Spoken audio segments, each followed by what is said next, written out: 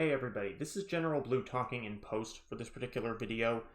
The main reason that I'm doing post commentary right now is largely just because when I was streaming this originally, I had just been rambling about some personal nonsense that not only had nothing to do with the context of this game, it functionally had really nothing to do with gaming in general, and it's not really the kind of argument I would like to just continue in terms of videos like this. It's nothing inherently negative toward anyone on YouTube space, just like a personal rant I notice about my city. So that's not a subject I want to continue going on about. And really, it doesn't want to, I don't want to lower the atmosphere by doing that. So for this particular video, I'm running it back at double speed just to kind of show things off in a simplified way, because this mission has an unnecessary bit of waiting.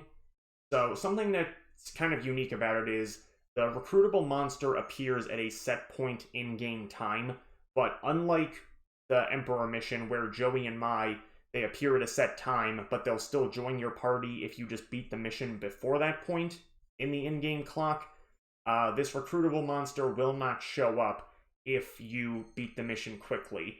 So if you don't care about that, you can finish this mission in basically 45 seconds with the classic Ansatsu strat, and that's something that's very easy to do in New Game Plus.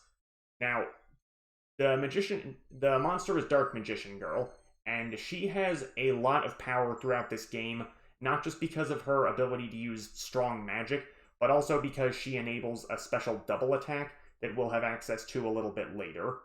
So that's just something that you absolutely want to get in your first playthrough, and it's really not too difficult. All you have to do is endure the first wave of monsters, because once that happens, you're not going to be blitzed by anything else until they respawn.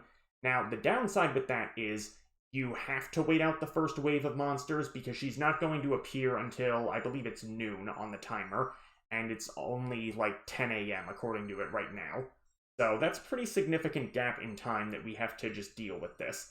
But luckily, they're pretty easy to manipulate. The first wave here of dragons went down pretty quickly, and I was happy about that. I send Mai into point because she has the Dragonic Fury item, and since this is just machines, I figure that's easy enough to just deal a lot of extra damage to them. The machines here are actually reasonably annoying just because of their high stat line and the fact that somehow they can dodge fire like that. And if you're wondering, no, I'm not necessarily going to do the double speed thing, at least not for the first playthrough. I might try doing this later when I experiment with Kaiba's campaign first, just because, as I've mentioned how many times, this game is pretty long already.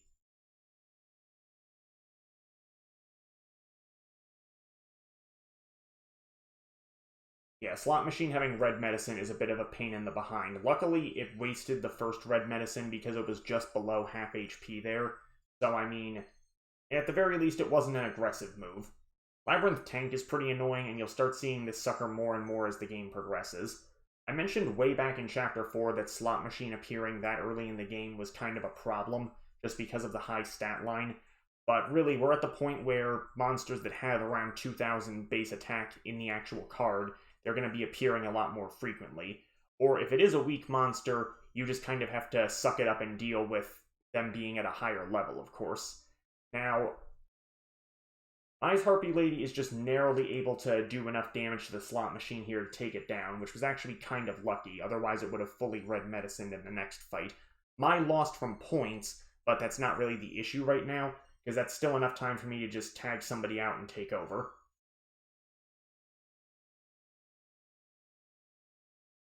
The biggest downside with the enemy formation here is that you get 1 air, 1 ground, 1 air, 1 ground.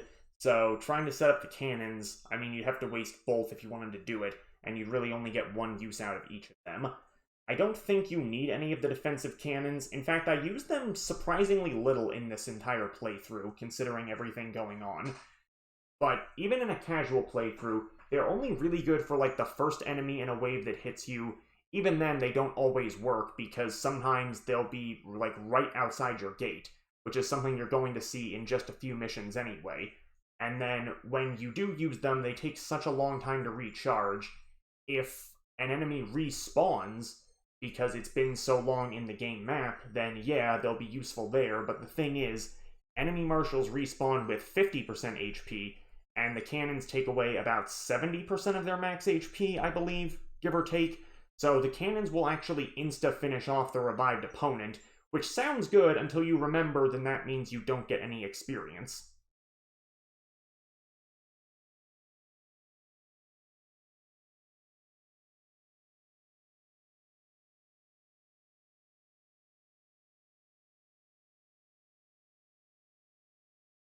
So right here, my monsters are getting hit kind of hard, but I'm mostly focused on saving Beaver Warrior because of his equip spells. I decided to just keep guarding to be cautious. I figure, worst case scenario, I can try blitzing them when they use up all their turns. But I do have a blue medicine here on Guiltia just because losing fewer monsters is absolutely better.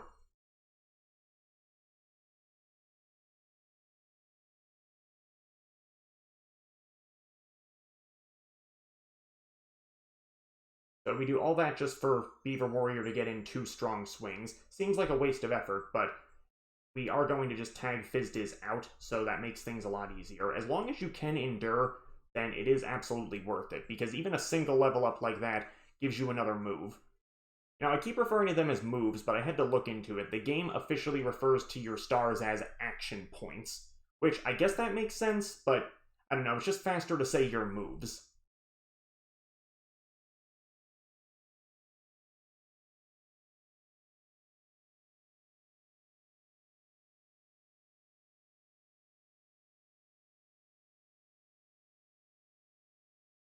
So Ansatsu right now is more than enough to handle these pests without any effort, thanks to the anti-dragon equip spell. I'm drawing a blank on what it's named, like the Sword of Dragon's Bane. Yeah, just having one of those is really all you need, and the fact that Gazelle is able to do a critical as well is just the icing on the cake. Obviously, if you can get more, do them, because dragons are such an abundant type in this game. It's just the kind of thing where you really only need one on a specific monster. Anything else is kind of overkill.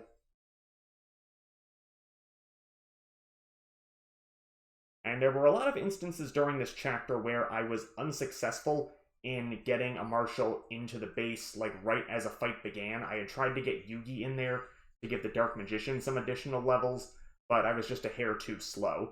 That's kind of the issue, is that I was just rambling so much that I was making suboptimal moves as well. And while it's not inherently noticeable, it's the kind of thing that you just have to deal with, is that you'll have a small window of time to get the monsters where you want them to be, but if you screw things up, then that's a bit of an issue, where you might be stuck wasting a good party member. And now down in the chat, that's Yuhoser. I felt it was appropriate to keep his segment in. Yuhoser did help me quite a bit on Twitch in helping to reach the milestones I had. He's a pretty good guy, and I'm happy he was able to stop in for this. So if you haven't already, I definitely recommend checking him out, because he has a pretty nice, laid-back party-type vibe for a lot of his streams. I don't believe he had ever seen this game before. A lot of people, unless you were, like, really into Yu-Gi-Oh! At this time frame, you never played this game. And maybe that's a good thing, because with how slow-paced it can be, and just the fact that the casual balance is thrown off, it's definitely kind of archaic by today's standpoints. Now, I do mention this at one point. I would actually like to see this idea experimented with once again. Even if it's just the GX monsters, like being able to use Neos and the Neospatians or the Elemental Hero fusions, having a constant fusion mechanic so that polymerization, like you still need polymerization spells, it's not overpowered where you can just merge the monsters together instantly, but you're able to quickly connect everything together. I think that would be a great idea and reward more experimentation on your teams. Also, that's Hungry Burger in the background. Yeah, that burger shop sign, that's literally just the Hungry Burger card art. I'm going to assume nobody ever fully noticed that when we were all playing on CRT TVs, but it's just kind of like a fun little thing that they point out, or that they have in the game. So I'm briefly considering taking over this other base to get the item, but it's really not worth it. Once Dark Magician joins our party, I just go into the main castle. This one's kind of weird, because this is the only mission in the game where you actually just need to make contact with the castle, and then the mission instantly ends. You don't actually have to engage in a final fight.